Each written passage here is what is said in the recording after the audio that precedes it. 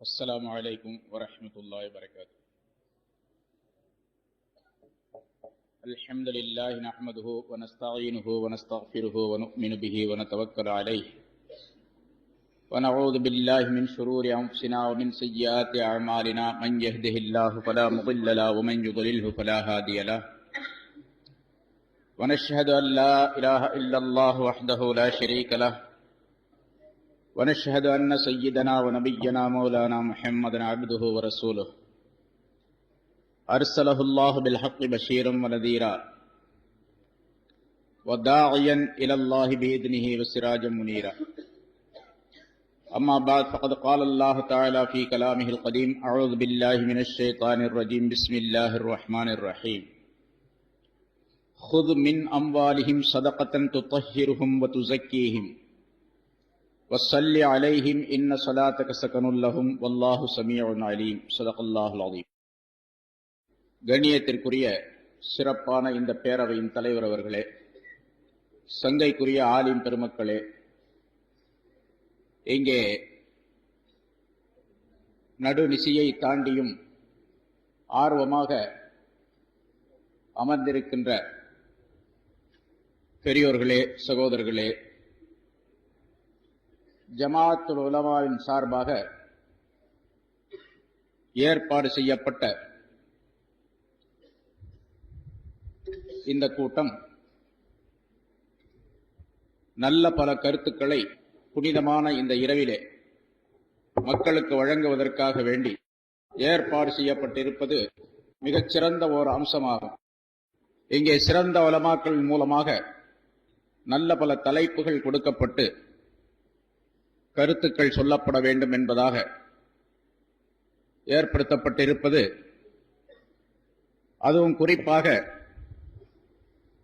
லைலத்துல் கத்ராக இருக்கலாம் என்று சொல்லப்படக்கூடிய ஒற்றைப்படையான இந்த இரவிலே ஏற்பாடு செய்யப்பட்டிருப்பது மிக மகிழ்ச்சிக்குரிய விஷயமாகும். இங்கே எனக்கு கொடுக்கப்பட்டிருக்கக்கூடிய தலைப்பு உங்களுக்கு தெரியும்: வறுமை ஒழிப்பிற்கு இஸ்லாம் கூறக்கூடிய வழிமுறைகள். அது ஜகாத்து பற்றி, சதகாவை பற்றி பேசுமாறு சொல்லப்பட்டிருக்கின்றது. உண்மையிலேயே இஸ்லாம் சொல்லக்கூடிய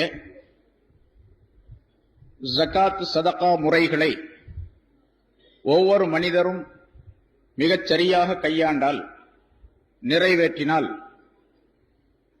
வறுமைப்பட்ட மனிதர்கள் எவருமே இருக்க முடியாது சமுதாயத்திலே. அப்படிப்பட்ட ஒரு அற்புதமான திட்டத்தை அல்லாஹ் தஆலா நமக்கு வழங்கி இருக்கின்றான். ரசூலுல்லாஹி ஸல்லல்லாஹு அலைஹி வஸல்லம் அவர்கள் அதை சொல்லி செயல்படுத்தி காட்டி இருக்கின்றார்கள். சஹாபாக்களுடைய வாழ்க்கையிலே அப்படிப்பட்ட ஒரு மறுமலர்ச்சியை, அற்புதமான வாழ்க்கை முறையை நாம் தெரிந்து கொள்ள முடிகின்றது. ஜகாத்தை பற்றி முழுமையான விளக்கம் சொல்லுவதற்குரிய நேரம் அல்ல இப்பொழுது. ஏனென்றால் இது தூக்கத்திற்குரிய நேரம். ஆனால் இங்கே யாரும் தூங்குவதாக தெரியவில்லை. முன்னால சொன்னாங்க, சில பேர் தூங்கிக்கிட்டு இருக்கிறாங்க, தலை கீழே போட்டுட்டு இருக்காங்க. நான் இப்போ ஒரு ஆளும் கூட தலை கீழே போட்டதாக காண யாரையும். ஆர்வமாக கேட்க வேண்டும் என்ற ஒரு எண்ணம் இருக்கின்றது என்பதை உங்களுடைய முகங்கள் சொல்லி காட்டுகின்றன. ஜகாத்தை பற்றி முன்னோடியாக சில விளக்கங்கள், சில விஷயங்கள் சொல்லப்பட வேண்டும். ஆனால் அதற்குரிய நேரம் இல்லாத காரணத்தால் அதனுடைய சுருக்கமான விளக்கம் உங்களுக்கு சொல்லப்படுகின்றது. ஜகாத்தை பற்றி சொல்லப்படுகின்ற காரணத்தால் பல கேள்விகள் உங்களுடைய உள்ளத்திலே எழும் என்ற காரணத்தால் கேள்விக்குரிய நேரமும் இங்கே ஒதுக்கப்பட்டிருக்கின்றது. சொல்லப்படக்கூடிய விஷயங்களில் இருந்து சந்தேகங்கள் வந்தால் எழுத்து மூலமாக ஒரு துண்டு சீட்டிலே நீங்கள் எழுதி கொடுத்து விட்டால் இன்ஷா அல்லாஹ் அதற்குரிய பதில்கள் சொல்லப்படும். அல்லாஹ் தஆலா இபாதத், வணக்கம் என்பதை ஒரு குறிப்பிட்ட வகையில் மட்டும் அமைத்திருக்கவில்லை. தொழுகை, நோன்பு போன்றவற்றை உடல் சம்பந்தப்பட்ட வணக்கமாக அமைத்திருக்கின்றான். மனிதனுக்கு கொடுக்கப்பட்டிருக்கக்கூடிய பொருளாதாரத்தின் அடிப்படையிலும் இபாதத்துகள் நியமனம் செய்யப்பட்டிருக்கின்றன. ஜகாத், சதகா என்பது பொருளைச் சேர்ந்த வணக்கமாக ஆக்கப்பட்டிருக்கின்றது. இபாதத்தே மாலி என்பதாக சொல்லப்படும். அதே போன்று ஹஜ் என்பதை பொருள் சம்பந்தப்பட்ட, உடல் சம்பந்தப்பட்ட அனைத்து துறையில் உள்ள வணக்கமாக அல்லாஹ் ஹஜ்ஜை அமைத்து வைத்திருக்கின்றான். எனவே பொருள் சம்பந்தப்பட்ட இந்த வணக்கத்திலே எப்படியெல்லாம் மனிதர்கள் செயல்பட வேண்டும் என்பதற்கு குர்ஆனிலே பொதுப்படையாக அல்லாஹ் சட்டங்களை சொல்லி ரசூலுல்லாஹி ஸல்லல்லாஹு அலைஹி வஸல்லம் அவர்கள் அதற்கு பூரணமான விளக்கத்தை நமக்கு தந்திருக்கின்றார்கள். இஸ்லாமிய ஆட்சியாக இருந்தால் இந்த ஜகாத்துடைய பொருளை ஒவ்வொரு மனிதனிடத்திலிருந்தும் யார் அதற்கு தகுதி பெற்றிருக்கின்றார்களோ அவர்களிடத்திலிருந்து வசூல் செய்து, யாருக்கு கொடுக்க தகுதி பெற்றவர்களாக, வாங்க தகுதி பெற்றவர்களாக இருக்கின்றார்களோ அவர்களிடத்தில் அதை கொடுப்பது என்பது இஸ்லாமிய ஆட்சி முறையாகும்.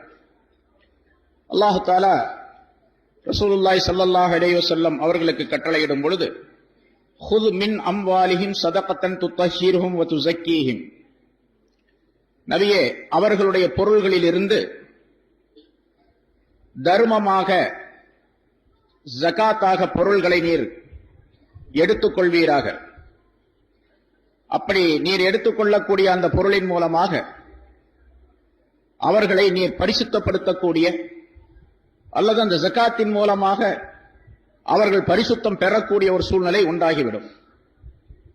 அந்த பரிசுத்தம் என்பது வெளித்தோற்றமான பரிசுத்தம் மட்டுமல்ல, அவர்களுடைய அகப்பரிசுத்தம், மனப்பரிசுத்தமும் அவர்களுக்கு ஏற்பட்டுவிடும். துத்தஹிருஹும் வ துஸக்கீஹிம் என்ற இரண்டு வார்த்தைகளை சொல்லியதின் மூலமாக வெளித்தோற்றமான சுத்தமும் அந்தரங்கமான மனப்பரிசுத்தமும் அவர்களுக்கு ஏற்படக்கூடிய வகையை ஜகாத்துடைய பொருளை நீர் பெறுவதன் மூலமாக அவர்களுக்கு ஏற்படுத்தி தருவீராக என்று அல்லாஹ் தஆலா சொல்லுகின்றார்.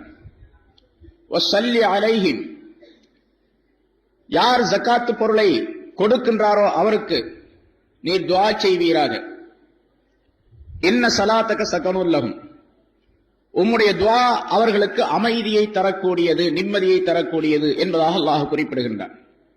இந்த ஆயத்திலே ஜகாத்துடைய பொருளை கட்டாயமாக வசூல் செய்ய வேண்டும் என்று அல்லாஹ் தஆலா கட்டளையிடுகின்றார். இஸ்லாமிய ஆட்சி முறையாக இருந்தால் ஒவ்வொரு மனிதரிடத்திலும் எவ்வளவு பொருளாதாரம் இருக்கின்றது என்பதை கணக்கெடுத்து, ஒவ்வொரு மனிதரிடத்திலும் அவருடைய பொருளாதாரத்தை கணக்கெடுத்து அதற்குரிய ஜகாத்தை அவரிடத்திலிருந்து வசூல் செய்வதற்காக வேண்டி சில மனிதர்களை நியமனம் செய்ய வேண்டும் என்பது அல்லாஹ் தஆலாவுடைய கட்டளையாகும். ரசூலுல்லாஹி ஸல்லல்லாஹு அலைஹி வஸல்லம் அவர்கள் அந்த அடிப்படையிலே ஆமிலீன்கள் என்று சொல்லப்படக்கூடிய வசூலகர்களை ஏற்படுத்தி ஒவ்வொருவருடைய சொத்தையும் கணக்கெடுத்தார்கள். அந்த அடிப்படையில் அவர்களிடத்திலிருந்து ஜகாத்தாக வசூல் செய்யப்பட்டது என்ற வரலாற்றை நாம் பார்க்கின்றோம். ஜகாத் என்பது பொருளாதாரம் உடைய மனிதர்களுக்கு அல்லாஹ்வினால் விதியாக்கப்பட்ட கட்டாய கடமையான ஒன்று. கட்டாயமாக ஜகாத் கொடுக்க வேண்டும், அந்த தர்மத்தை கட்டாயமாக நிறைவேற்ற வேண்டும். அது பொருளாதாரம் உடையவர்களுக்கு.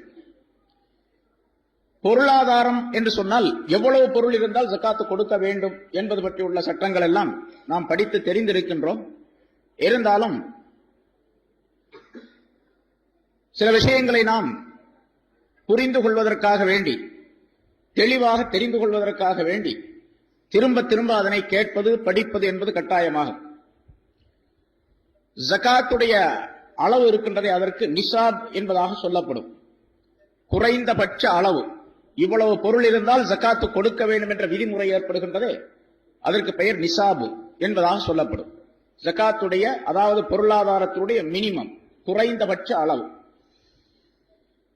ஜகாத்துடைய பொருள் ரசூலுல்லாஹி ஸல்லல்லாஹு அலைஹி வஸல்லம் அவருடைய காலத்திலே தங்கம், வெள்ளி என்ற இரண்டு வகையான பொருள்கள் புழக்கத்திலே இருந்தன. அது செலாவணியாக அந்த காலத்திலே இருந்தது. அதே போன்று கால்நடைகள் சொத்துக்களாக இருந்தன. பிறகு நிலபுலன்கள் இருந்தன, தோட்டம் துறவுகள், நிலங்கள் என்பவையெல்லாம். பொருள் சம்பந்தப்பட்ட விஷயத்திலே தங்கம் வெள்ளி என்பது அடிப்படையாக ஆக்கப்பட்டிருக்கின்றது. அதை வைத்துத்தான் பொருளை நிர்ணயம் செய்வது மதிப்பிடப்பட்டு இருக்கின்றது. தங்கத்திலே ரசூலுல்லாஹி ஸல்லல்லாஹு அலைஹி வஸல்லம் அவர்கள் சொல்லக்கூடிய அளவை வைத்து 20 மிஸ்கால் என்பதாக ஹதீஸிலே குறிப்பிடப்படுகின்றது. அது ஆய்வாளர்களினுடைய ஆய்வின்படி, அறிஞர்களுடைய ஆய்வின்படி இந்த காலத்திலே உள்ள அளவுக்கு 87.5 கிராம் தங்கம், 87.5 கிராம் தங்கம் ஒருவரிடத்தில் இருந்தால் அதிலிருந்து அவர் ஜக்காத்து கொடுக்க வேண்டும். 87.5 கிராமுக்கு குறைவாக ஒருவரிடத்தில் இருந்தால் அவர் மீது ஜக்காத்து விதியாகாது. 87.5 கிராம் தங்கம் இருக்க வேண்டும். அதாவது 11 சவரனுக்கு அரை கிராம் குறைவாக இருக்கின்றது. இவர் அந்த பொருளில் இருந்து ஜக்காத்து கொடுக்க வேண்டும். 87.5 விட அதிகமாக இருந்தால் முழுமைக்கும் சேர்த்து 2.5%, 40 ஒரு பங்கு ஜக்காத்து கொடுக்க வேண்டும். அதை கவனத்தில் வைத்துக் கொள்ள வேண்டும். ஏன்னா சில பேர் 87.5 கிராமுக்கு மேல இருந்த ஜக்காத்து கொடுக்கணும் என்று சொல்லும் பொழுது அதுக்கு மேல இருக்கிறதுக்கு மட்டும் கொடுத்துறாங்க, அதிகமா இருக்கிறதுக்கு மட்டும்.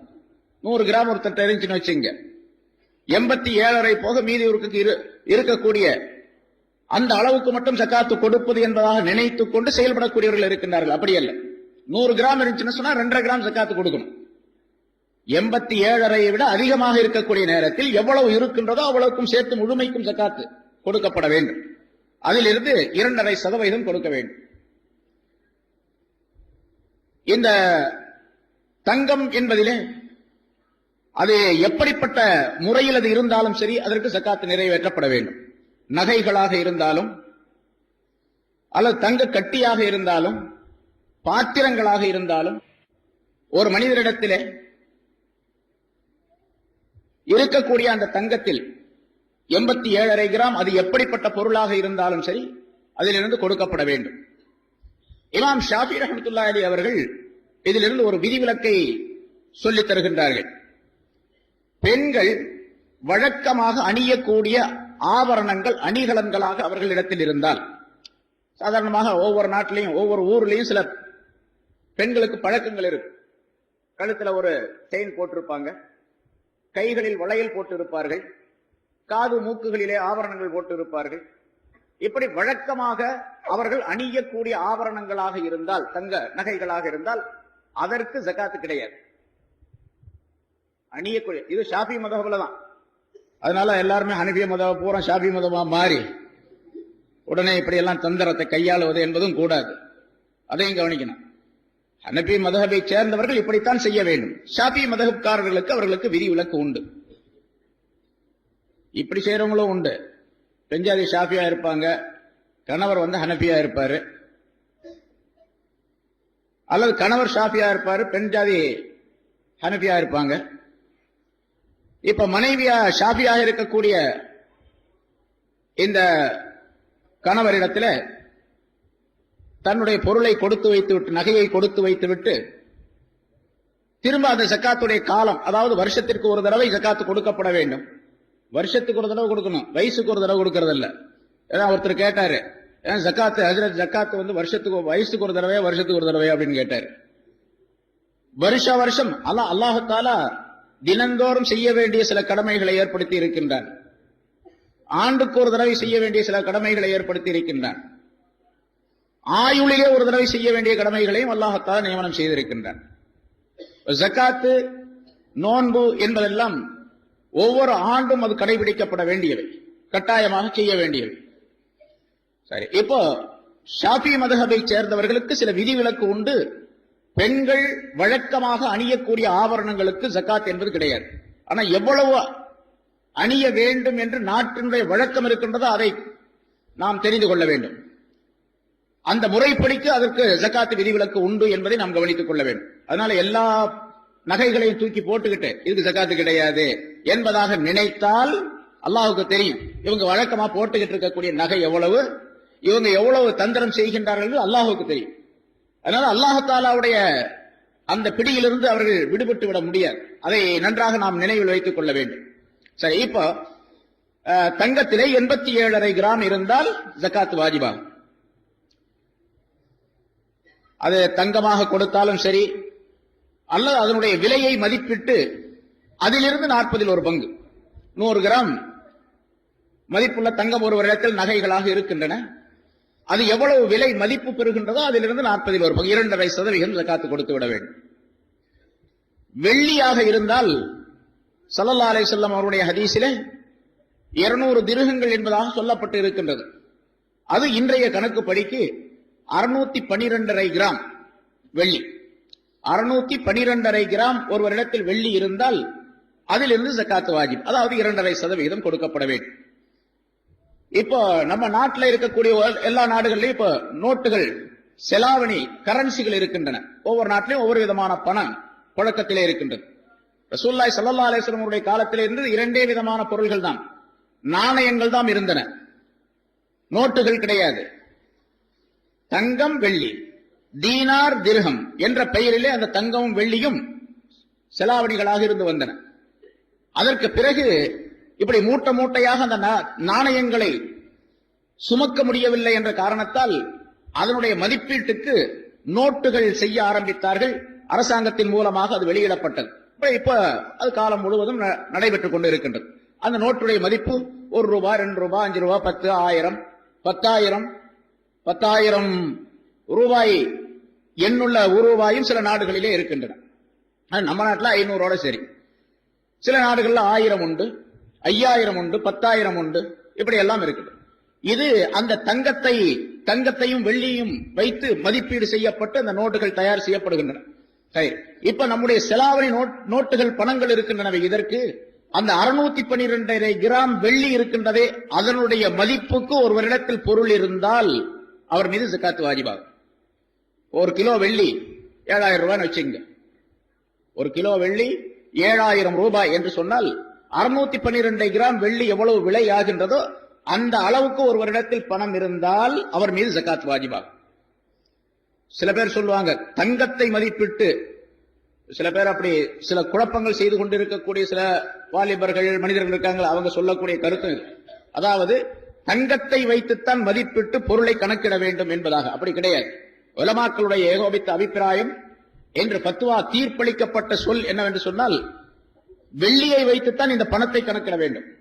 612.5 கிராம் உதாரணமா 7000 ரூபாய் அப்படின்னு சொன்னா 612 கிராம் ஒரு 4000 ரூபாய் ஆகுதுன்னு வச்சுங்க. இந்த 4000 ரூபாய் ஒரு மனிதனிடத்தில், உதாரணத்துக்காண்டி சொல்ற 4000 அல்ல, கணக்கு கரெக்டா போட்டுக்கணும். நீங்க 612.5 கிராம் வெள்ளி என்ன விலை ஆகின்றதோ அந்த விலையை கணக்கு போட்டுக்கணும். அந்த 4000 ரூபாய் ஒரு மனிதனிடத்தில் இருந்தால் அவர் மீது ஜகாத் வாஜிப். ஆனா 4000 ரூபாய் இப்பதான் அவர்கிட்ட கிடைச்சிருக்குது. இந்த மாசத்துல ரமலான் மாசம் பிற 23வது நாள் அன்று இன்னைக்கு தான் 4000 ரூபாய் வந்திருக்குது. இன்னைக்கே ஜகாத் வாஜிப் இல்லை, அவர் மீது கடமை இல்லை. அதற்கும் சில சட்டங்கள், நிபந்தனைகள் இருக்கின்றன. கிடைத்த அந்த பொருள் இன்றிலிருந்து அடுத்த ஆண்டு ரமலான் மாதம் பிற 23வது நாள் வரைக்கும் அவரிடத்தில் இருக்க வேண்டும். 1 வருஷம் போகணும். ஹவுலானுல் ஹவுல், 1 வருஷம் வரைக்கும் அந்த பொருள் அவரிடத்தில் இருக்க வேண்டும். இடையில போகுது வருது, அதை பத்தி பிரச்சனை இல்லை. அடுத்த வருஷம் இதே பிறை, ஏன்னா அந்த 1 வருஷம் அப்படின்னு கணக்கு போடுறது ஆங்கில கணக்கை போடக்கூடாது, சந்திர கணக்கைத்தான் அது ஏற்படுத்த வேண்டும்.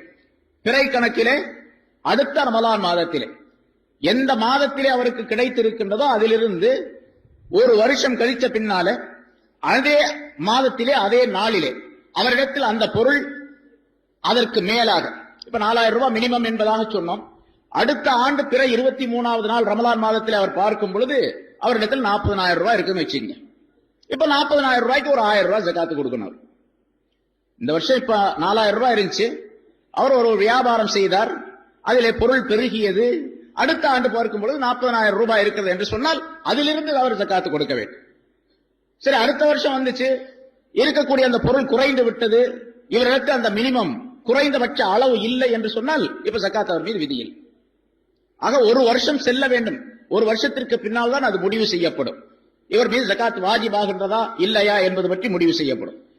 இப்போ இந்த இருக்கக்கூடிய இந்த பொருளாதாரத்திலே நாம் செலவு செய்யக்கூடிய செலாவணி என்ற இந்த நோட்டு பணங்கள் இருக்கின்ற இதுல 612.5 கிராம் வெள்ளியினுடைய மதிப்பீடு எவ்வளவோ அவ்வளவு பொருள் ஒரு மனிதனிடத்தில் வந்த நாள், கிடைத்த நாளில் இருந்து 1 ஆண்டு கழித்தால் அவர் மீது ஜகாத் வாஜிபாகும். 2.5% அது கொடுக்கப்பட வேண்டும். இப்ப அந்த பொருள் அதே போன்று வியாபார சரக்குகளாக அவரிடத்தில் இருந்தாலும் ஜகாத் கொடுக்கப்பட வேண்டும். ஒரு காசு பணத்துக்கு மட்டுமல்ல, ஒருத்தர் வியாபாரம் செய்கின்றார், அந்த வியாபார பொருளுக்கும் ஜகாத்து உண்டு. அது எந்த வியாபாரம் செய்தாலும் சரி, வியாபார பொருளாக இருந்தால் அந்த பொருளுக்கு ஜகாத்து உண்டு.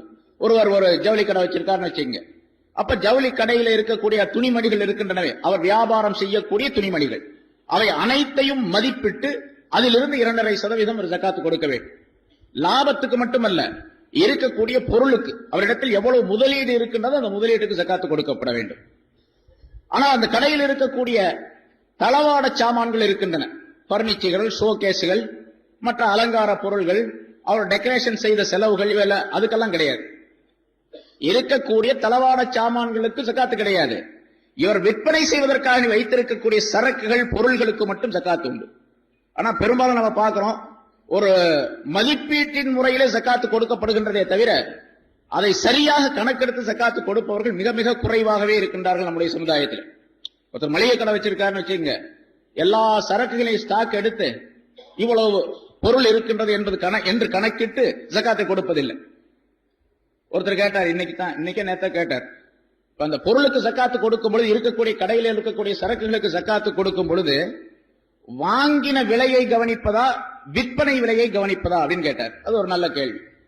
வாங்கின விலையை கவனிச்சு ஜகாத்து கொடுக்கணுமா, விற்பனை விலையா? கடையில சரக்கு இருக்குது, ஒரு மளிகை கடை என்று வைத்துக் கொள்வோம், நிறைய சரக்குகள் இருக்கின்றன. 1 லட்சம் ரூபாய்க்கு அவர் கொள்முதல் செய்திருக்கின்றார். ஆனால் அந்த 1 லட்சம் ரூபாய் கொள்முதல் செய்யப்பட்ட அந்த பொருளை அவர் விற்பனை செய்தால் 1.15 அல்லது 1.20 அல்லது 1.25க்கு விற்கலாம்.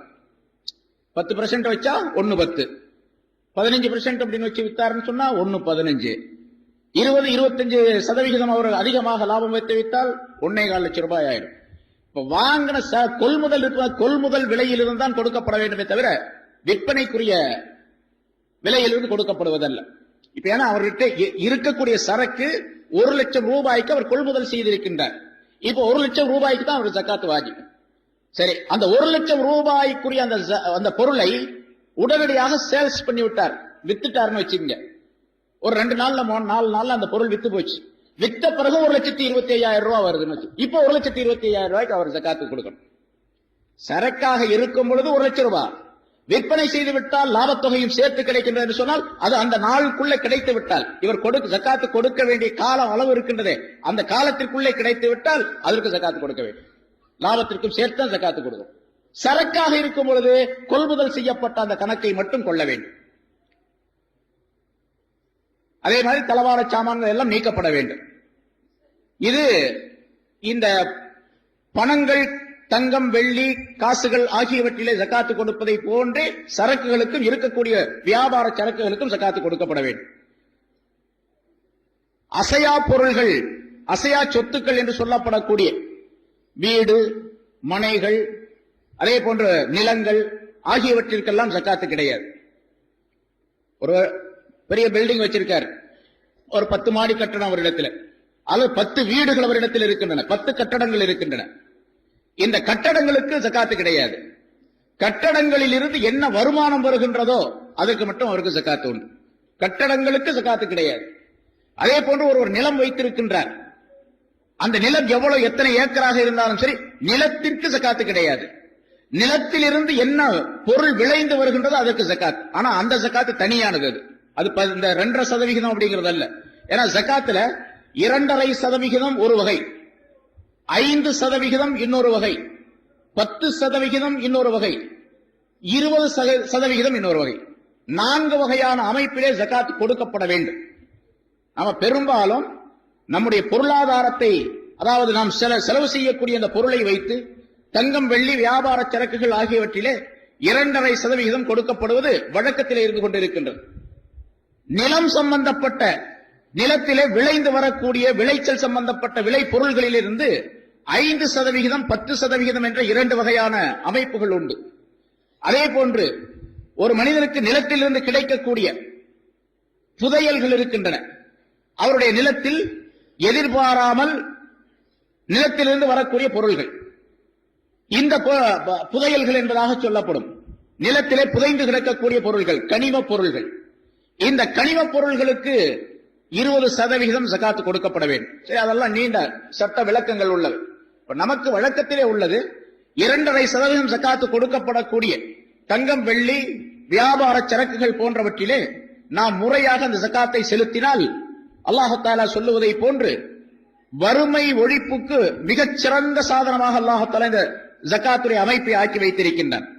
ஒவ்வொருவரும் தம்முடைய பொருளாதாரத்திற்கு உரிய முறையிலே ஜகாத் என்பதை நிறைவேற்றிவிட்டால் இன்ஷா அல்லாஹ் எந்த மனிதரும் ஏழையாக இருக்க முடியாது. எந்த மனிதரும் சமுதாயத்திலே ஏழை என்பவர் இருக்க முடியாது. நம்முடைய சமுதாயத்தினுடைய தேவைகள் அனைத்தையும் முழுமையாக நிறைவேற்றுவதற்கு எல்லா விதமான நன்மைகளையும் அதன் மூலமாக நிறைவேற்றிக் கொள்வதற்கு உரிய வழிவகைகளை அல்லாஹ் தஆலா ஜகாத்தின் மூலமாக அமைத்து வைத்திருக்கின்றான். ஜகாத் என்பது இப்பொழுது சொல்லப்பட்ட அமைப்பிலே நிறைவேற்றப்பட வேண்டும். அதே நேரத்தில் ஜகாத் சம்பந்தமாக ஏராளமான விளக்கங்கள் இருக்கின்றன.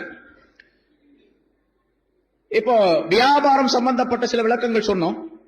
அதிலே வியாபாரம் செய்வதிலே பல்வேறு வகைகள், பல்வேறு முறைகள் இன்று உலக அரங்கிலே இருந்து கொண்டிருக்கின்றன.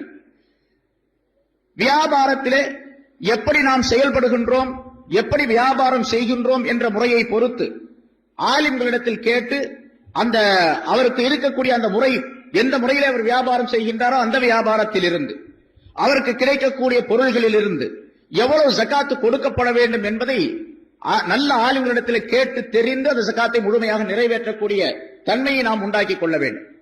ஏனென்றால் ஒரு வியாபாரம் தனிமையாக செய்வதும் உண்டு, கூட்டாக செய்வதும் உண்டு. ஷேர் என்பதாக சொல்லப்படக்கூடிய பங்குதாரர்கள் பல பேர் சேர்ந்து ஒரு வியாபாரத்தை செய்கின்றார்கள். 2 பேர் வச்சுங்க, 2 பேர் ஒரு வியாபாரத்தை செய்கின்றார்கள். ஒருவர் கொஞ்சம் பொருள் அதிலே போட்டு இருக்கின்றார், மற்றொருவர் இன்னும் சில பொருள்களை அவர் போட்டிருக்கின்றார். உதாரணமாக ஒரு 1 லட்சம் ரூபாய் பெருமான ஒரு வியாபாரம் செய்யப்படுகின்றது. அதிலே ஒருவருடைய பங்கு 50,000 ரூபாய், இன்னொருவருடைய பங்கு 50,000 ரூபாய் என்று சொன்னால் அந்த வியாபாரத்தில் இருவருக்கும் சமமான உரிமை உண்டு. இப்பொழுது இருவரும் சமமாக இருக்கக்கூடிய பொருள்களில் இருந்து ஜகாத்து கொடுக்க வேண்டும். 2 பேர் போட்டிருக்கிறாங்க, ஆளுக்கு பாதி பாதி என்ற நிலையிலே அவருடைய அந்த பொருளாதாரம் இருந்தால் சரியாக ஆளுக்கு பாதியாக அந்த ஜகாத்தை கொடுக்க வேண்டும். இருக்கக்கூடிய பொருள்களுக்கு அவருக்கு கிடைத்த லாபத்திலிருந்து அது தனி விஷயம். அவர்களிடத்திலிருந்து இருக்கக்கூடிய சொத்துக்கள், பொருள்களுக்கு வேறு விஷயம். இருக்கக்கூடிய சரக்கிலே 2 பேரும் சமமானவர்களாக இருந்தால் சமமாக ஜகாத்து கொடுக்க வேண்டும். சரி, ஒருத்தர் 75,000 ரூபாய் போட்டு இருக்கின்றார், இன்னொருவர் 25,000 ரூபாய் முதலீடு செய்திருக்கின்றார் என்று வைத்துக் கொண்டால் அவருடைய விகிதாச்சாரப்படி அந்த ஜகாத்து கொடுக்கப்பட வேண்டும். 25,000 ரூபாய் முதலீடு செய்தவர் 1/4 பங்குக்கு உரியவர், 75,000 முதலீடு செய்தவர் 3/4 பங்குக்கு உரியவர். எனவே அவருடைய அந்த சதவிகிதத்துக்கு தக்கவாறு அவர் ஜகாத்தை கொடுத்து விட வேண்டும். இதுவெல்லாம் எப்படி அவர் முதலீடு செய்திருக்கின்றார் என்பதை வைத்து அந்த ஜகாத் நிறைவேற்றப்பட வேண்டும் என்பது சட்டமாகும். அதே போல வியாபாரத்தில் பல்வேறு துறைகள், முறைகள் இருக்கின்றன. அந்த முறைகளை கேட்டு தெரிந்து ஜகாத்தை கொடுக்கக்கூடிய நிலை இருக்க வேண்டும். அதே போன்று ஒரு இடத்தில் கடன் இருக்கின்றது, வியாபாரம் செய்கின்றார், அல்லது மற்றவரா வியாபாரம் செய்யக்கூடியவரோ செய்யாதவரோ கடன் இருக்கின்றது. இவரிடத்தில் 1 லட்சம் ரூபாய் பொருள் இருக்கின்றது. ஆனால் இவர் ஒருவருக்கு 25,000 ரூபாய் அல்லது 30,000 ரூபாய் கடன் கொடுக்க வேண்டும்.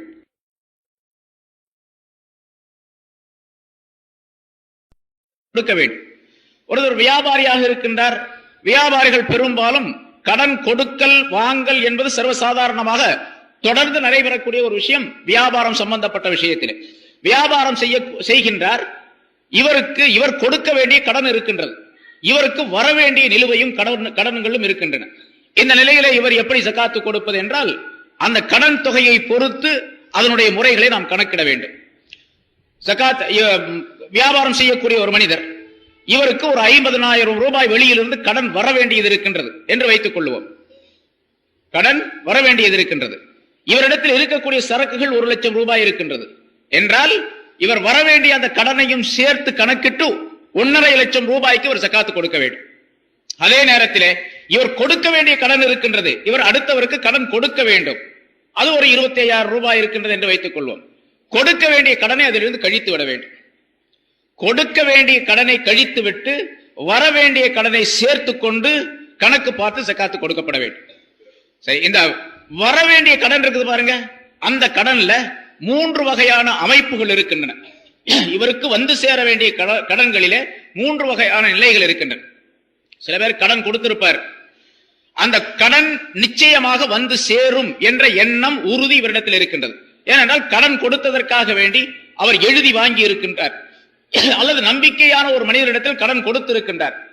கொடுக்கப்பட்ட அந்த கடன் நிச்சயமாக வந்து சேரும் என்ற உறுதியான எண்ணம் அவருக்கு இருந்தால், உறுதியான நிலை இருந்தால், அந்த கடனுக்கு பேர் தைன கவி, உறுதியான கடன், நிச்சயமாக அது வந்து சேர்ந்து விடும் என்ற நம்பிக்கை அவருக்கு உண்டு. இப்ப அந்த கடனுக்கும் சேர்த்து இவர் ஜக்காத்து கொடுக்க வேண்டும். இவருக்கு வர வேண்டிய அந்த கடனுக்கும் சேர்த்து ஜக்காத்து கொடுக்க வேண்டும். இன்னொரு கடன் இருக்கிறது, தைன முத்தவசித், நடுநிலையான கடன் என்பதாக சொல்லப்படும். அது இவருடைய ஒரு வீட்டை விற்பனை செய்திருக்கின்றார், அல்லது ஒரு நிலத்தை விற்பனை செய்திருக்கின்றார், அல்லது இவருடைய ஏதாவது ஒரு பொருளை விற்பனை செய்திருக்கின்றார். விற்பனை செய்து ஒப்பந்தம் செய்யப்பட்டு இருக்கின்றது, ஆனால் இன்னும் பணம் வந்து சேரவில்லை. வீட்டை வித்த பணம், நிலத்தை வித்த பணம், அல்லது வேறு ஏதேனும் ஒரு பொருளை விற்ற பணம் இன்னும் வந்து சேரவில்லை. இப்ப அந்த பணம் வந்து சேர்ந்தால்தான் இவருக்கு உறுதி என்பது நிலையாகும். ஏன்னா அந்த வீட்டை வித்தாச்சு, சொல்லியாச்சு, ஆனால் அந்த பணம் வர வேண்டியதை எதிர்பார்த்து கொண்டு இருக்கின்றார்.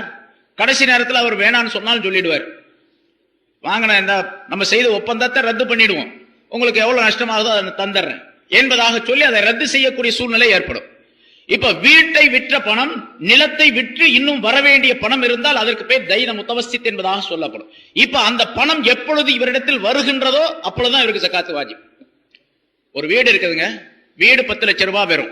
வீடாக இருக்கும் பொழுது இவருக்கு ஜக்காத்து வாஜிப் இல்லை, கடமை இல்லை. அந்த வீட்டை விற்பனை செய்து விட்டார், 10 லட்சம் ரூபாய்க்கு வித்துட்டார். ஆனா விற்ற பணம் இன்னும் வந்து சேரவில்லை. பணம் வந்து சேராத வரைக்கும் இவருக்கு ஜக்காத்து கடமை இல்லை. எப்பொழுது பணம் வந்து இவரிடத்தில் சேர்ந்து விடுகின்றதோ அப்பொழுது ஜக்காத்து கடமையா. இதுக்கு பேர் தைன முத்தவசித் என்பதாக சொல்லப்படும். இன்னொரு கடன் தைன லாயிஃப், பலவீனமான கடன் அப்படின்னு சொல்லப்படும். அது ஒரு மனிதருக்கு கடன் கொடுத்திருக்கின்றார், அதுக்கு சாட்சி எல்லாம் கிடையாது, நம்பிக்கை மேல கொடுத்தாரு, ஆனா அந்த ஆள் கொடுக்கவே இல்லை. கடனை வாங்கி 5 வருஷம் ஆச்சு, இன்னும் கொடுக்கவே இல்லை. இப்ப அந்த கடன் வரும் என்ற நம்பிக்கை இவருக்கு கிடையாது, அதிகபட்சமான நம்பிக்கை வரும் என்று கிடையாது. அது ரொம்ப நாள் ஆகி போச்சு. இப்பொழுது அப்படிப்பட்ட கடன், அந்த கடன் இருக்கு, அதுக்கு பேர் தைன லாயிஃப். அவர் கொடுத்தால் எப்பொழுது கொடுக்கின்றாரோ அந்த காலத்தில் அது அந்த பொருளுக்கு இவருக்கு ஜக்காத்து வாஜிபா. எப்பொழுது கொடுக்கின்றாரோ அந்த நேரத்தில் தான் ஜக்காத். அது வரைக்கும் இது அவருடைய பொருள் அல்ல, ஏன்னா ஆதாரம் இல்லை, சாட்சி இல்லை, அவர் கொடுப்பார் என்ற நம்பிக்கையும் இல்லை. கொடுத்து விட்டால் கொடுத்த பிறகு ஜக்காத்து வாஜிபா அந்த பொருளின் மீது, இல்லாவிட்டால் ஜக்காத்து வாஜிப் இல்லை. அதே போன்றுதான் ஒரு கணவன் மனைவிக்கு மகருடைய தொகை தர வேண்டும். மகர், ஏன்னா மகருங்கிறது உடனடியாக கொடுக்கப்பட வேண்டிய ஒன்று, ஆனால் உடனடியாக கொடுக்கவில்லை. மகர் தொகையை வைத்து கணவன் நிக்காஹ் செய்திருக்கின்றான், ஆனால் கணவன் இன்னும் அந்த மகர் தொகையை தரவில்லை. இப்பொழுது மகர் என்பது ஒரு கணிசமான தொகையாக இருக்கின்றது என்று வைத்துக் கொள்வோம். ஒரு 50,000 ரூபாய் மகர் வச்சு கல்யாணம் பண்ணியிருக்கார். இப்ப மனைவிக்கு அந்த பொருள் கொடுக்கப்பட வேண்டியது. மனைவியுடைய சொத்து ஒரு 50,000 ரூபாய் கணவனிடத்தில் இருக்கின்றது, மகர் தொகையாக இருக்கின்றது. கணவன் கொடுத்தால் இப்பொழுது ஜக்காத்து வாஜிப். கொடுக்கின்ற வரைக்கும் இந்த பெண் மீது ஜக்காத்து, அந்த பொருளுக்கு ஜக்காத்து வாஜிப் கிடையாது. மகர் தொகை ஒரு 50,000 ரூபாய் கணவன் கொடுக்க வேண்டும், ஆனா என்ன கொடுக்கல. கொடுத்தாத்தான் ஜக்காத்து வாஜிப். எப்ப கொடுக்கிறாரோ அப்பதான். இது தைன லாயிஃப், பலவீனமான கடன் என்பதாக இதற்கு பெயர் சொல்லப்படும்.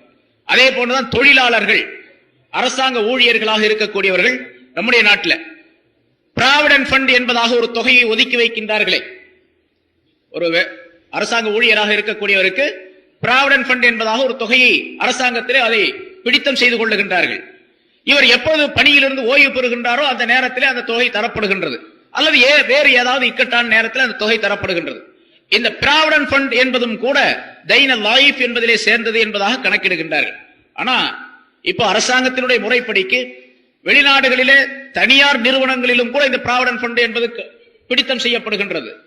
அவர்களுக்கு ஒரு பெரும் தொகையாகிறது, அவர்கள் பணியில் இருந்து விடுபடக்கூடிய நேரத்திலே கிடைத்து விடுகின்றது. இது உறுதியாக கிடைக்கின்றது என்ற நம்பிக்கை முழுமையாக இருந்தால் அது உறுதியான கடனிலே சேரும். அல்லது அரசாங்கத்திலே இப்படி ஒரு நிலை இருக்கின்றது என்று வைத்துக் கொள்வோம். அந்த பிராவிடன்ட் ஃபண்ட்ல 2 விதமான நிலை வரும். உறுதியான கடனாகவும் ஆகலாம், பலவீனமான கடனாகவும் அது மாறலாம். உறுதியான கடன் என்பது அந்தந்த இந்த இரண்டு நிலைகளும் அரசாங்கத்தை பொறுத்து உள்ளது. ஒரு அரசாங்கத்தில் இப்படி சட்டம் இருக்கின்றது. பிராவிடன்ட் ஃபண்ட் என்று ஒவ்வொருவருக்கும் ஒரு தொகை ஒதுக்கப்படுகின்றது. ஆனால் அது ஏதாவது இந்த நாட்டுக்கு ஆபத்தான நிலை ஏற்படக்கூடிய நேரத்திலே இந்த பிராவிடன்ட் ஃபண்டில் இருந்து பிராவிடன்ட் ஃபண்ட் என்பதை உரியவருக்கு தரப்பட மாட்டாது. அது போர் நிதிக்காக வேண்டி சேர்க்கப்படும், அரசாங்கத்தினுடைய வேறு காரியங்களுக்கு உபயோகப்படுத்தப்படும் என்ற நிலை அரசாங்கத்தினுடைய உத்தரவாக இருந்தால் அப்பொழுது அது பலவீனமாக கடனை சேர்ந்தது. எப்ப வருதோ அப்பதான் கொடுக்கணும், ஏன்னா அது உறுதி கிடையாது. ஆனால் ஒரு அரசாங்கத்தில் இப்படி இருக்கின்றது. நிச்சயமாக அந்த பிராவிடன்ட் ஃபண்ட் என்பது அந்த மனிதரை சார்ந்ததுதான். அது அரசாங்கத்தை எந்த வகையிலும் சாராது. எந்த நிலை ஏற்பட்டாலும் அரசாங்கம் அந்த பொருளை எடுத்துக்கொள்ளாது என்ற நிலை இருந்தால் அப்பொழுது உறுதியான கடன் என்பதிலே சேரும். அந்த பொருளுக்கும் சேர்த்து இவர் ஜகாத்து கொடுக்க வேண்டும். ஏன்னா இவருடைய பொருள் தான் அது. அரசாங்கத்தின் மூலமாக அது பாதுகாத்து வைக்கப்பட்டு இருக்கின்றது. இப்ப கடன் என்பதிலே இப்படிப்பட்ட நிலைகள், இப்படி ஏராளமான விளக்கங்கள் அந்த கடன் சம்பந்தப்பட்ட விஷயத்தில் இருக்கின்றன. சந்தேகம் வரக்கூடியவர்கள் அந்த முறையை கேட்டு தெளிவுபடுத்திக் கொள்ள வேண்டும். இப்போது ஜகாத் என்ற இந்த அமைப்பு இருக்கின்றது. இது மனிதனுடைய இங்க என்ன எனக்கு தலைப்பு என்ன கேட்டா, வறுமை ஒழிப்பிற்கு ஜக்காத்தின் பங்கு. ஜக்காத்து எந்த அளவுக்கு வறுமை ஒழிப்புக்கு பயன்படுகின்றது அப்படின்னு. இந்த ஜக்காத்து யாருக்கு கொடுக்க வேண்டும், யாருக்கு கொடுக்க வேண்டும் என்ற சட்டத்தையும் அல்லாஹ் தஆலாவே குர்ஆனின் மூலமாக சொல்லித் தருகின்றான். ஜக்காத்து கொடுக்கப்பட வேண்டும் என்பது ஒரு சட்டம், யாருக்கு கொடுக்க வேண்டும் என்பது இன்னொரு சட்டம். எல்லா மனிதர்களுக்கும் கொடுத்து விடுவதல்ல, எல்லா காரியங்களுக்கும் ஜக்காத்துடைய பொருளை கொடுத்து விடக்கூடாது. அல்லாஹ் தஆலா குர்ஆனிலே சொல்லும் பொழுது, இன்னமஸ் ஸதகாத்து லில் ஃபுகராஇ வல் மசாகீனி வல் ஆமிலீன அலைஹா வல் முஅல்லஃபதி குலூபுஹும் வஃபிர் ரிகாபி வல் காரிமீன வஃபீ ஸபீலில்லாஹ் வப்னிஸ் ஸபீல் ஃபரீலத்தம் மினல்லாஹ் என்று அல்லாஹ் தஆலா சொல்லித் தருகின்றான். ஒரு 8 கூட்டத்தாரை குறிப்பிடுகின்றான். அதிலே முதலாவதாக இந்த ஜகாத் என்பது ஃபகீர்களுக்கும் மிஸ்கீன்களுக்கும் உரியது என்பதாக முதலாவதாக சொல்லுகின்றான். ஃபகீர் என்று ஒரு சாரார், மிஸ்கீன் என்று மற்றொரு சாரார். ஃபகீர் என்றால் யார், மிஸ்கீன் என்றால் யார் என்பதற்கு தனித்தனி விளக்கங்கள் நிறைய இருக்கின்றன. இமாம் அபூ ஹனீஃபா ரஹ்மத்துல்லாஹி அலைஹி அவர்கள் சொல்லுகின்றார்கள், ஃபகீர் என்று சொன்னால் இந்த நிசாப் என்று சொன்னோமே ஜகாத்துடைய மினிமம் தொகை, குறைந்தபட்ச தொகை, அதை விட குறைவாக உள்ளவர். இப்ப 4000 ரூபாய் கணக்கு சொல்றோம், 612 கிராம் வெள்ளி என்பதாக சொன்னோம்.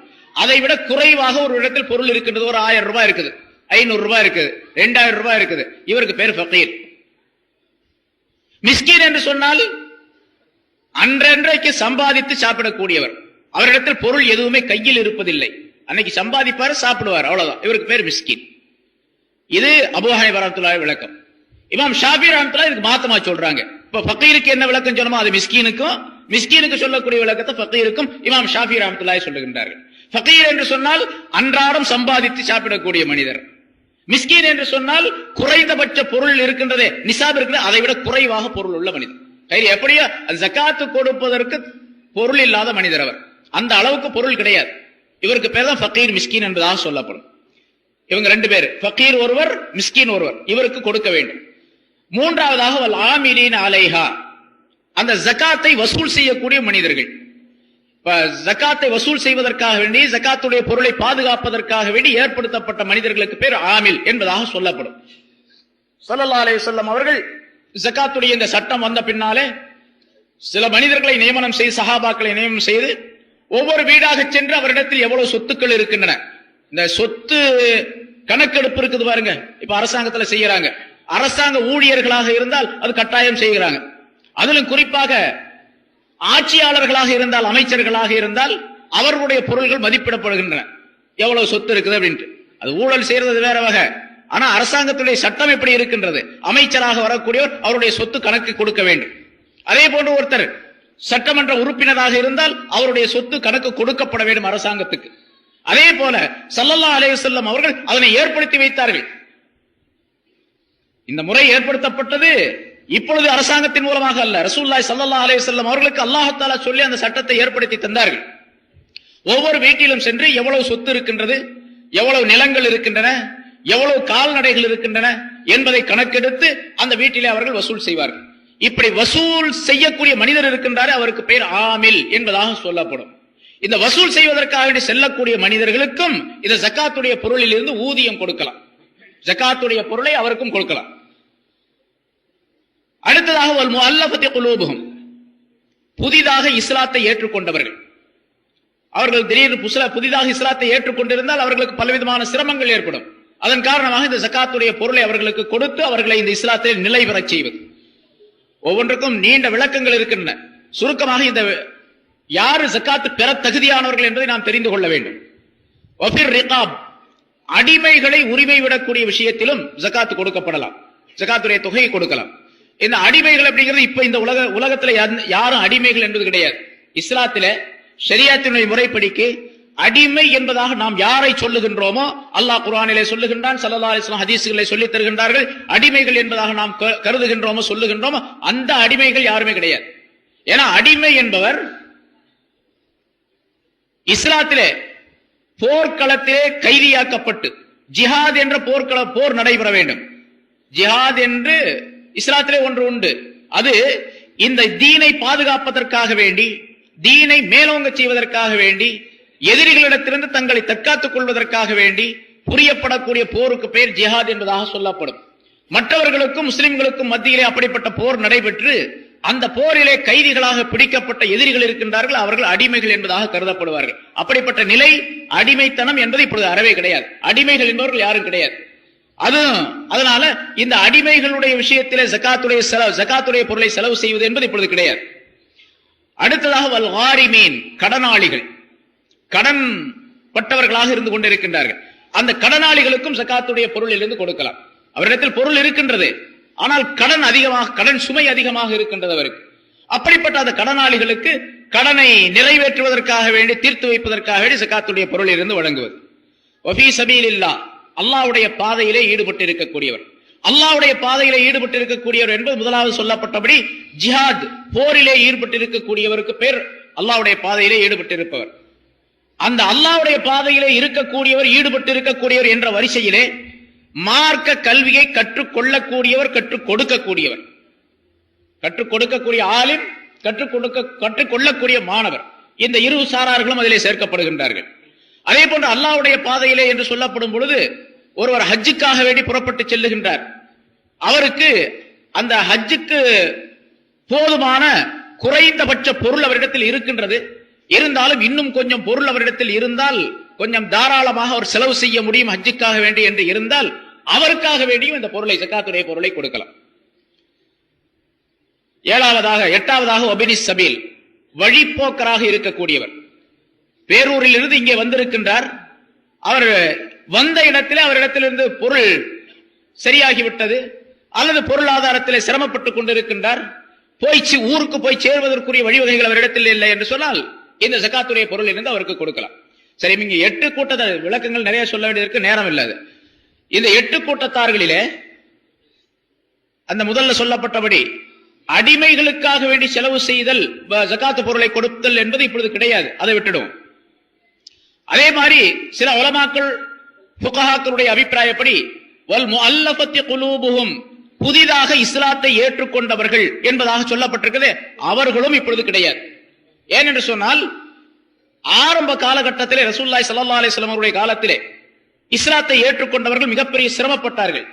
அவர்களுக்கு இப்படி பைத்துல் மால் என்ற இந்த ஜகாத்துடைய நிதியிலிருந்து, பைத்துல் மாலில் சேர்க்கப்பட்ட அந்த ஜகாத்துடைய நிதியிலிருந்து பொருள் கொடுத்து அவர்களை இஸ்லாத்திலே நிலைத்திருக்க செய்யாவிட்டால் இஸ்லாத்தை விட்டு அவர்கள் சென்று விடுவார்கள், இஸ்லாம் என்பது இல்லாமல் ஆகிவிடும் என்ற ஒரு சூழ்நிலை, கட்டாயமான நிலை, நிர்பந்தமான நிலை இருந்தது. அந்த நேரத்திலே இந்த ஜகாத்துடைய பொருளை அவர்களுக்கு கொடுக்கலாம் என்ற சட்டத்தை அல்லாஹ் தஆலா சொல்லி வைத்தான். ஆனால் இஸ்லாம் இப்பொழுது வளர்ந்து வாங்கிவிட்டது, உலகம் முழுவதும் அது பரவி விட்டது. ஆகவே இப்பொழுது அந்த சட்டமாகிறது நிரந்தரமாக இருக்கக்கூடியதல்ல. எனவே அப்படிப்பட்ட மனிதர்களுக்கும் இப்பொழுது கொடுப்பது கட்டாயம் என்பது கிடையாது என்பதாக ஃபுகஹாக்கள் தீர்ப்பளித்திருக்கின்றார்கள். ஆகவே அந்த 2 சாரார்களை நாம் நீக்கிவிட்டால் மீதி 6 பேர் வருகின்றார்கள். இதில் இந்த 6 பேர்களிலே ஜகாத்தை பெறுவதற்கு ஜகாத்துடைய தொகை மினிமம் நிசாப் என்பதாக சொன்னோமே, அதை விட குறைந்த அளவு பொருள் இருக்க வேண்டும். அவர் மிஸ்கீனாக, ஃபகீராக இருக்கக்கூடிய நிலை இந்த 6 நபர்களிலே 5 நபர்களிடத்தில் இருக்க வேண்டும்.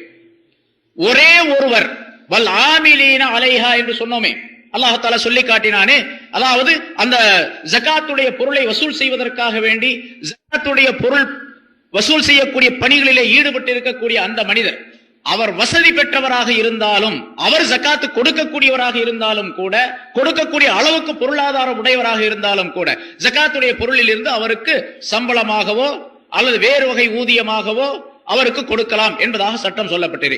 மற்றவர்கள் அனைவரும் ஏழ்மையாக இருக்க வேண்டும் என்ற நிபந்தனை உண்டு அவர்களுக்கு.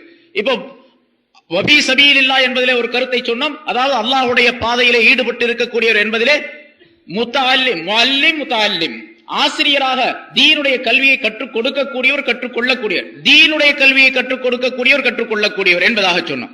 அப்படி கற்றுக் கொடுக்கக்கூடிய ஆலிமோ மாணவரோ அவர் ஏழ்மை நிலை உடையவராக இருக்க வேண்டும். அவர் வசதி பெற்றவராக இருக்கின்றார், ஆலிமாக இருக்கின்றார், முத்தஅல்லிமாக இருக்கின்றார், மாணவராக இருக்கின்றார் சொன்னா அவருக்கு கொடுக்க கூடாது. ஏழையாக இருப்பது நிபந்தனையாக, ஏழையாக இல்லாவிட்டால் அவருக்கு கொடுக்க கூடாது. இதை நாம் கவனத்தில் கொள்ள வேண்டும்.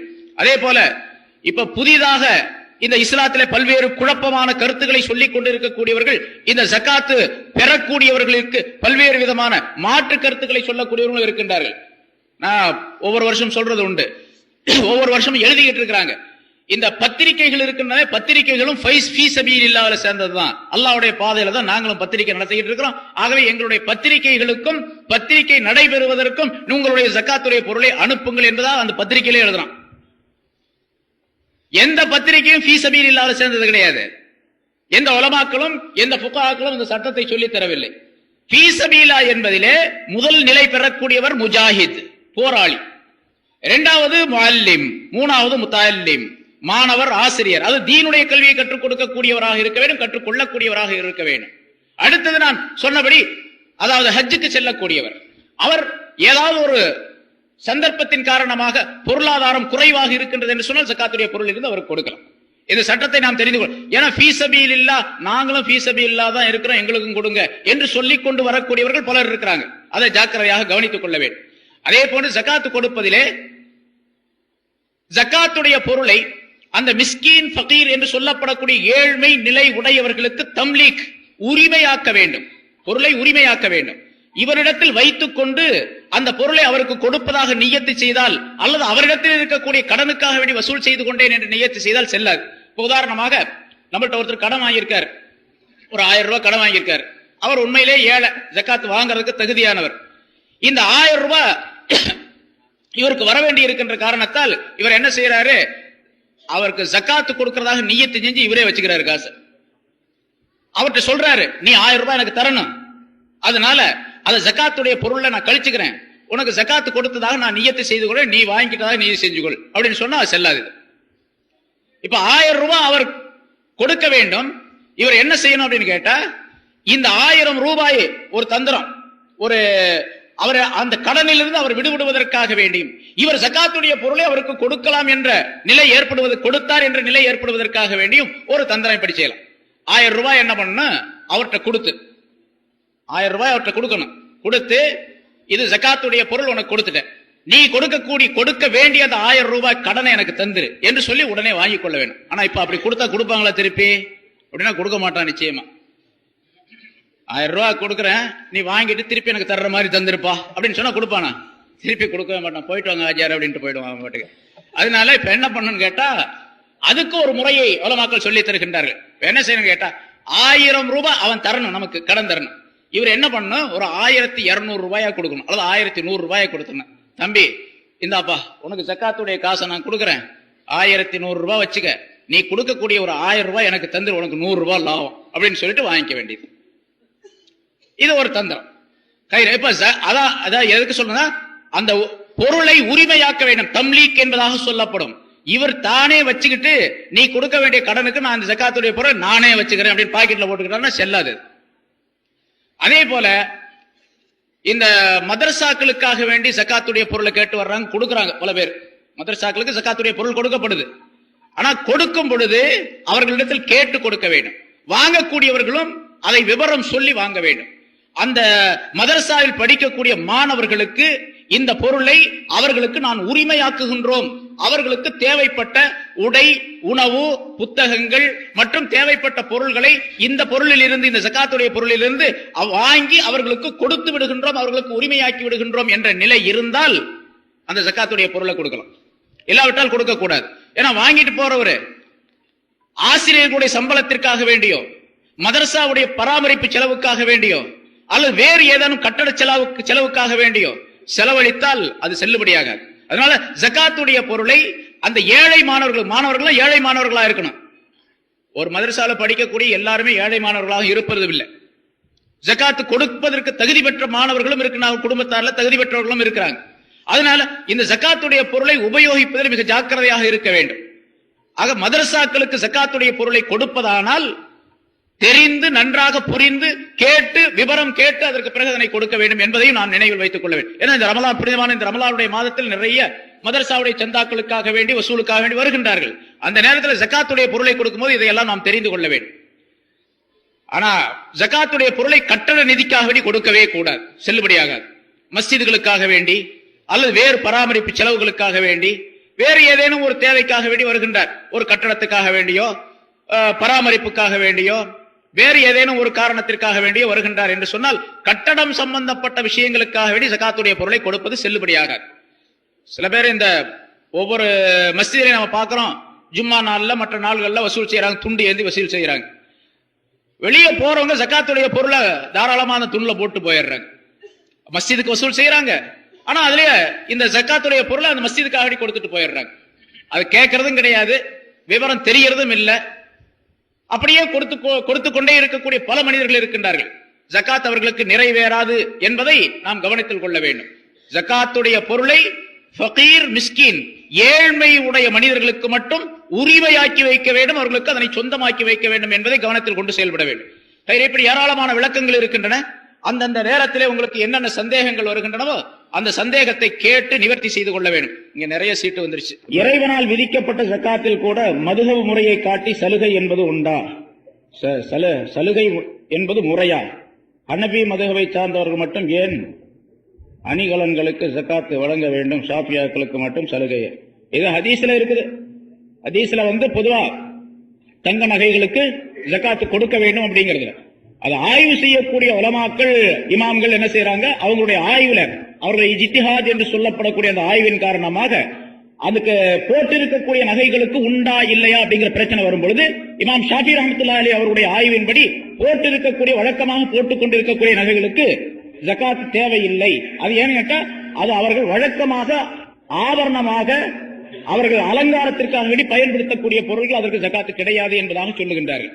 இது இஜ்திஹாத் என்ற நிலையை சேர்ந்தது. அது அதனால அவர்களுடைய இஜ்திஹாதுடைய ஆய்விலே என்ன சட்டம் அவர்கள் வகுத்து சொல்லி இருக்கின்றார்களோ அது மார்க்கத்தில் அனுமதிக்கப்பட்டு இருக்கின்றது. அதுல போய் பிரச்சனை பண்றதுக்கு நமக்கு அதிகாரம் கிடையாது. அதனால ஷாஃபி ஹனபி என்ற மதுஹபினுடைய முறைப்படிக்கு எப்படி அதுக்கு விளக்கப்பட்டிருக்கோ அந்த விளக்கப்படி நாம் செயல்பட வேண்டுமே தவிர நம்ம போய் அதுல குறுக்கிட்டு இந்த முறை சரியில்லை அந்த முறை சரியில்லைன்னு சொல்றதுக்கு நமக்கு அதிகாரம் கிடையாது. இது முன்னால் நான் நம்ம நிறைய பிரச்சனை செய்யப்பட்டு இருக்கின்றது. மதுஹப் யாரு கூடாதுன்னு சொல்றாங்களோ அவங்க தான் இந்த பிரச்சனை பண்ணணும். மதுஹப் தேவையில்லை, இமாம்கள் தேவையில்லை. இப்ப ஒரு புது கொள்கை இருக்குது பாருங்க, அந்த புது கொள்கையின் படிக்க அங்க போயிட்டே இருக்கிறோம் அப்படின்னு சொல்றவங்க தான் இங்க பிரச்சனை பண்ணுமே தவிர மற்றவர்கள் இந்த பிரச்சனைக்கே வரக்கூடாது. அந்தந்த மதுஹபை சேர்ந்த இமாம்கள் என்ன சட்டங்களை சொல்லி இருக்கிறார்கள் சட்டங்களை கட்டாயமாக கடைபிடிக்க வேண்டும். முன்னாலே சொல்லியிருக்கிறேன், பல தடவை சொல்லப்பட்டிருக்கிறது, நீங்க கேட்டும் இருப்பீங்க. அதை ஷரியாத்தை முழுமையாக பின்பற்ற வேண்டும் என்று சொன்னால் இமாம்களை பின்பற்றியாகும், மதுஹப் பின்பற்றியாகும். மதுஹபை பின்பற்றாமல் நான் ஷரியாத்தை பின்பற்றுகின்றேன் என்று சொல்வது முடியாது. ஏன்னா ஷரியாத் என்பது 4 அமைப்புகளை கொண்டது. குர்ஆன், ஹதீஸ், இஜ்மா, கியாஸ் என்று சொல்லப்படக்கூடிய 4 அமைப்புகளை கொண்டது.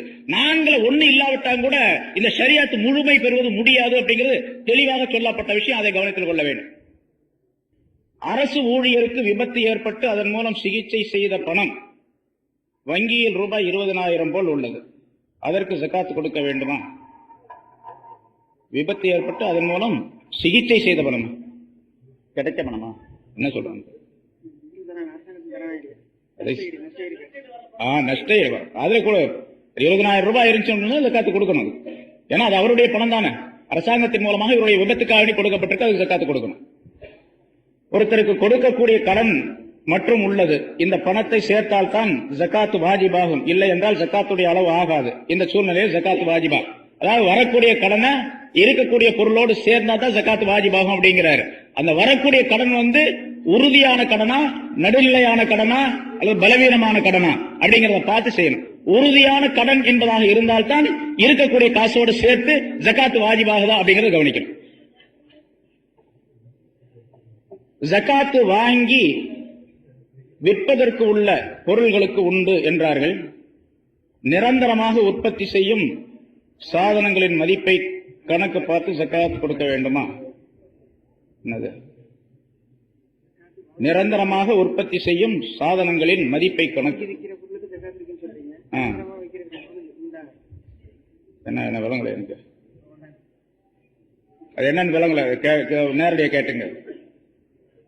ஷரியாத் பைனான்ஸ் நடத்தி வருபவர்களிடமிருந்து முதலீடு பெற்று இருந்தால் அந்த முதலீட்டிற்கு முதலீட்டாளர் ஜகாத்து கொடுக்க வேண்டுமா? முதலீடு பெற்றவர் கொடுக்க வேண்டுமா? ஷரியாத் பைனான்ஸ் நடத்தி வருபவர்களிடமிருந்து முதலீடு பெற்று இருந்தால், அது கடனா வாங்கியிருக்காருன்னு அர்த்தம்ல. கடனா வாங்கி போட்டா ஜகாத்து எப்படி கொடுக்கும்? கடன் இருந்தா ஜகாத், அதாவது ஜகாத்துடைய ஜகாத் எப்ப விதியாகும் அப்படின்னு கேட்டா, கடன் இருக்கக்கூடாது. கடன் போக மீதி பொருள் இடத்துல இருக்கணும். என்கிட்ட 1 லட்சம் ரூபாய் இருக்குது, எனக்கு கடன் இருக்குது கொஞ்சம், அன்றைக்கு தேவை இருக்குது. இப்ப இது ரமலான் மாசம், வீட்டுக்கு துணிமணி எடுக்கணும், சாமான்கள் மற்ற பொருள்கள்லாம் வாங்கணும். என்னுடைய தேவைக்கு போக, கடன்கள் போக மீதி இருக்கக்கூடிய பொருளுக்கு தான் ஜகாத்து கொடுக்கணும். இப்ப முதலீட்டு ஷரியத் பைனான்ஸ் இருந்து கடன் வாங்கி இருக்கிறார் இவர், அதனால அந்த பொருளுக்கு இது கிடையாது.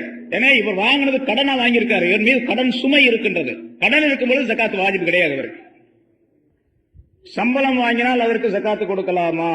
எது வாங்கினாலும் சரி, சம்பளம் வாங்கினாலும் சரி, கிம்பளம் வாங்கினாலும் சரி, அது அந்த நிசாபுடைய அளவு இருந்துச்சு அப்படின்னு சொன்னா ஜகாத்து கொடுக்க வேண்டும். நான் ஒண்ணு ஞாபகம் வச்சு, கிம்பளம் சொன்னோம்னா அதுக்கு அப்படிலாம் சொல்லிவிட்டாங்க அப்படின்ட்டு அதுக்கு சேர்த்து ஜகாத்து கொடுக்க. பொருள் ஹலாலா இருக்கணும். ஹலாலான பொருளில் இருந்து ஜகாத்தோ சதகாவோ கொடுத்தா தான் செல்லுபடியாகும். அல்லாஹ் தஆலா ஸல்லல்லாஹு அலைஹி வஸல்லம் அவர்கள் சொல்லுகின்றார்கள், இன்னல்லாஹ தய்யிப் லா யக்பலு இல்லா தய்யிப். அல்லாஹ் தஆலா பரிசுத்தமானவன், பரிசுத்தமான பொருளை தவிர வேற எதனையும் ஏற்றுக்கொள்ள மாட்டான் என்பதாக. எனவே ஜகாத்துடைய பொருள் கொடுக்கக்கூடிய அந்த ஜகாத்தோ சதகாவோ, ஜகாத்து கட்டாயமானது, சதகாங்கிறது உபரியானது. அது கொடுக்கப்படக்கூடிய நேரத்தில் ஹலாலான பொருள் இருந்து கொடுக்கணும்.